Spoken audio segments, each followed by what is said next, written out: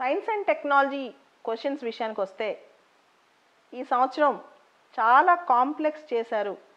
Direct questions చాలా తగ్గిపోయాయి అనుకోవచ్చు. ఏరియాస్ ప్రిడిక్ట్ చేయగలిగిన క్వశ్చన్స్ మాత్రం క్లిష్టంగా ఉన్నాయి.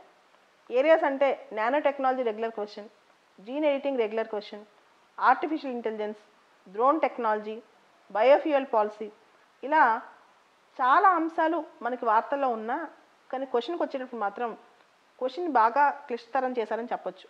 కొన్ని క్వశ్చన్స్ మనం ఇప్పుడు చూసి వాటిని క్వశ్చన్స్ ఏ మెథడ్లో అడిగారో కూడా చూద్దాం. ఉదాహరణకి నానో టెక్నాలజీ ఇంపార్టెంట్, దానికి సంబంధించి కార్బన్ నానో ట్యూబ్స్ యొక్క యూటిలిటీ అడిగారు. కార్బన్ నానో ట్యూబ్స్ యొక్క మనిషి బాడీలో డ్రగ్ డెలివరీకి, అదేవిధంగా ఆర్టిఫిషియల్ బ్లడ్ క్యాపిలరీస్గా వాడి మన ఇంజూర్డ్ పార్ట్స్ని రిపేర్ చేయడం కోసం, దాంతోపాటు బయోకెమికల్ సెన్సర్స్ అంటే రక్తంలో ఏదైనా కెమికల్ స్థాయి ఎక్కువ ఉందా తక్కువ ఉందా తెలుసుకోవటం. ఇలా చాలా రకాలుగా డయాగ్నోసిస్ చేయొచ్చు. అదేవిధంగా carbon nano tubes are biodegradable, అంటే మన శరీరంలో అవి డిగ్రేడ్ అవుతాయి. ఇవన్నీ ఆప్షన్స్ ఇచ్చి 1, 2, 3, 4 కరెక్ట్ అనే కరెక్ట్ ఆప్షన్తో మనల్ని వదిలేశారనమాట. కానీ కార్బన్ నానో ట్యూబ్స్ యొక్క యూజ్ పూర్తిగా తెలియకపోతే మనం రాయలేం. So carbon nano tubes targeted drug డెలివరీకి వాడతాం. అదేవిధంగా ఆర్టిఫిషియల్ బ్లడ్ క్యాపిలరీస్ తయారు చేసి బాడీలో ఇంజూర్డ్ పార్ట్కి తీసుకెళ్ళి అక్కడ పెట్టి మన రక్తస్రావాలని వీటన్నిటిని క్లియర్గా పెడతాం.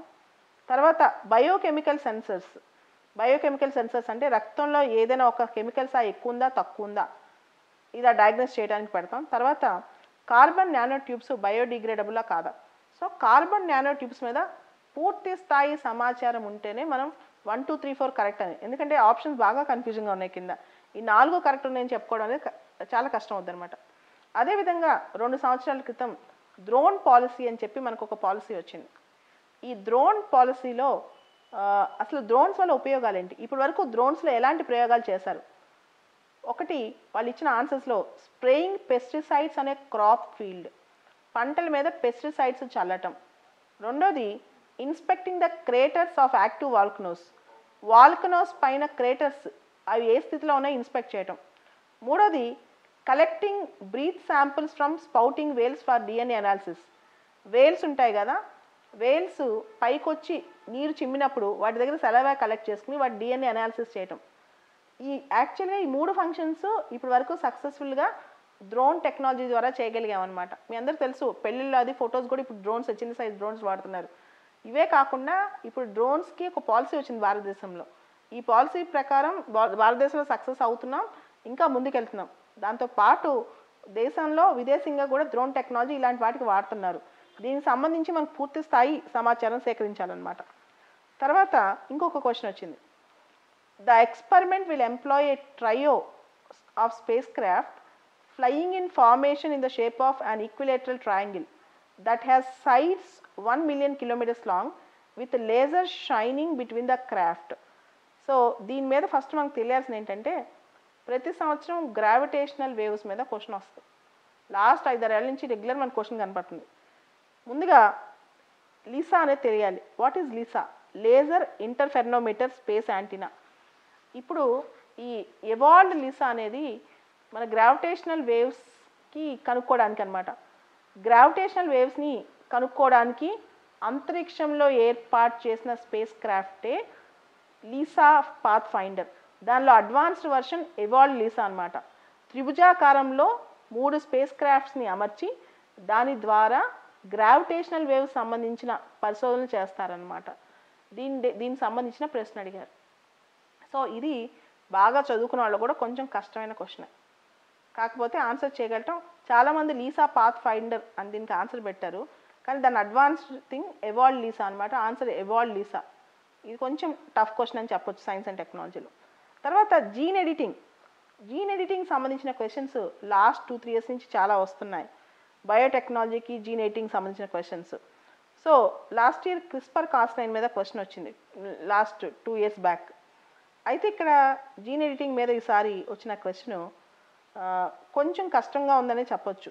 Genetic changes can be introduced in the cells that produce eggs or sperms of prospective parent. తర్వాత a person genome can be edited before birth at an early embryonic stage. మూడో point, human induced pluripotent stem cells can be injected in to the embryo of a Pig. ఇది question అనమాట. ఈ క్వశ్చన్కి 1, 2, 3 ఈ మూడు correct ఆన్సర్లు. 1, 2, 3 ఈ మూడు కరెక్ట్ ఆన్సర్లు అనమాట. సో జీన్ ఎడిటింగ్ గురించి క్వశ్చన్. తర్వాత న్యూమోనియా అనే బ్యాక్టీరియా గురించి క్వశ్చన్. న్యూమోనియా అనే బ్యాక్టీరియా వల్ల మనకు మెనింగినైటిస్, సెప్సిస్ అనేవి సంక్రమిస్తాయి. వీటికి వ్యాక్సిన్ తయారు చేయటం వల్ల డ్రగ్ రెసిస్టెంట్ బ్యాక్టీరియా మీద ఆధారపడటం తగ్గుద్ది అనమాట. మనం డ్రగ్ రెసిస్టెంట్ బ్యాక్టీరియా మీద ఆధారపడటం మనం తగ్గుద్ది. ప్లాంట్ సెల్, ఎనిమల్ సెల్కి తేడా. క్వశ్చన్ బాగా బేసిక్ క్వశ్చన్ ఇది, కొంచెం తెలుసుకుంటే సరిపోతుంది అనమాట. ప్లాంట్ సెల్కి, ఎనిమల్ సెల్కి తేడా. అదేవిధంగా బెంజీన్ పొల్యూషన్ గురించి కూడా క్వశ్చన్ అడిగారు. And visible light communication technology, VLC technology. జనరల్గా మనం లైఫై గురించి క్వశ్చన్ ఎక్స్పెక్ట్ చేసాం, కానీ ఈ క్వశ్చన్ మాత్రం చాలా క్లిష్టంగా ఉంది. లైఫై మీద క్వశ్చన్ అడిగారు సైన్స్ అండ్ టెక్నాలజీలో. సో ఇవన్నీ కూడా మనం సైన్స్ అండ్ టెక్నాలజీలో ఇంపార్టెంట్ క్వశ్చన్స్, అడిగిన క్వశ్చన్స్ డిస్కస్ చేయొచ్చు. అయితే ఇక్కడ అడ్వాన్స్ సైన్స్ అండ్ టెక్నాలజీలో ఆర్టిఫిషియల్ ఇంటెలిజెన్స్, ఇప్పుడు లాస్ట్ ఇయర్ చూస్తే 4G టెక్నాలజీకి 5G టెక్నాలజీకి తేడా అడిగారు. సో మనకంటే, మన ఆలోచనల కంటే ఒక స్టెప్ ఎక్కువే ఉంది యూపీఎస్సి ఎస్ఎన్టీ క్వశ్చన్స్లో. క్వశ్చన్స్ కొంచెం కాంప్లెక్స్ చేసింది ఈ సంవత్సరం, బాగా కాంప్లెక్స్ చేసిందని చెప్పొచ్చు.